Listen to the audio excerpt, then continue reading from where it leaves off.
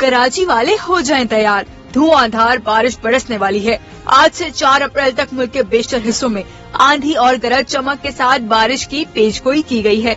महकमा मौसमियात ने अपनी वेदर एडवाइजरी में कहा है कि आज मगरबी सिस्टम बलूचिस्तान के जुनूब मगरब की जानिब से मुल्क में दाखिल होगा। आज रात कराची में हल्की बारिश, फुहार और बूंदाबांदी का इम्कान है। महकमा मौसमियात के मुताबिक कल शहर में गरज चमक और तेज हवाओं के साथ बारिश मुतवक्के है। कराची में चंद एक मुकामात पर मूसलाधार बारिश भी हो सकती है और चंद इलाकों में तो 50 मिलीमीटर या इससे भी ज्यादा बारिश का इम्कान है।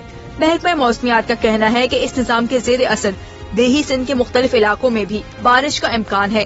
कराची पर बारिश का सिस्टम 4 अप्रैल तक बरकरार रह सकता है। दूसरी जानिब लाहौर में बादल खुलकर बरसे और निश्तर टाउन में सबसे ज्यादा 50 मिलीमीटर बारिश रिकॉर्ड की गई। इसके अलावा गुलबर्ग, जेल रोड और रायवन समेत मुख्तलिफ इलाकों में ओले भी पड़े, जबकि मूसलाधार बारिश, आंधी और ज़ालाबारी से मौसम खुशगवार हो गया, मगर बिजली का निजाम दरहम बरहम हो गया।